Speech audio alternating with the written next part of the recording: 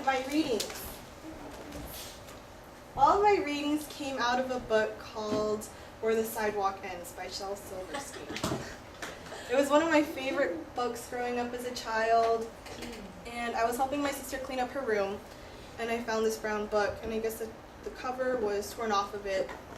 So I opened up the book and this is my name in there that I wrote when I was younger. And I said, oh my goodness. So I started reading the book, and rereading the poems made me look at the poems very differently. It made me relate to them. They just don't sound cute because they rhyme. They actually have meanings to me now. So one that I liked a lot, I think it was very funny, it was called For Sale. It made me think about my sister. It says, one sister for sale, one crying, spying young sister for sale. I'm really not kidding, so who'll start the bidding? A nickel, a penny? Oh, isn't there any one kid who will buy this old sister for sale? This crying and spying young sister for sale.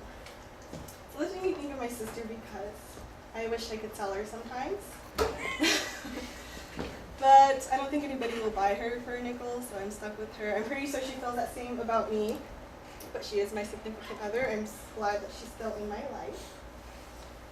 So that was one of my favorite ones that I liked. And then I want to talk about what I've learned. I learned a lot in this class.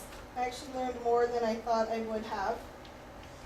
One thing I've learned is not to say Every time I hear the word it makes me cringe. When I hear someone overly use the word I just want to smack them. And when I hear myself saying I go, oh. Especially during a speech, I'll say and then most of my speeches that I've watched, I go like this or make a funny face because I caught myself. So that's something that I've learned, and something that I've noticed has become one of my pet peeves is saying the word Another thing. He's counting. Oh, okay.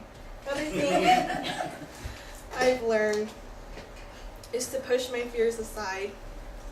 I remember when I first gave my very first speech, my palms were so sweaty, my voice was stuttering. I still stutter, by the way, but I had this fluctuation in my voice where you can hear the shaking in my voice. I still get butterflies in my stomach before I give each speech, but I think they're different butterflies. They're not maybe butterflies of excitement, maybe. I don't get the sweaty palms anymore.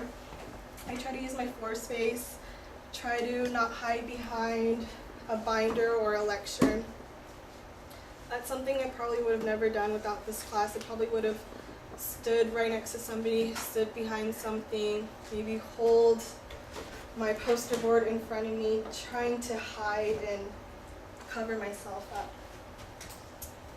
Another thing I learned is that all the students here is someone that we can learn to bond with, that each person is unique, and maybe for me to open up to other students in my other classes instead of just this class, because I've learned that I've made friends with everybody in this class. Maybe if I were to open up in a different classroom, even if the teacher doesn't make us get up and shake hands or learn names, I can do that on my own.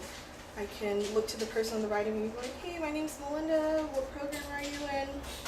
So that's something I hope to take with me in my future classes or in my future jobs.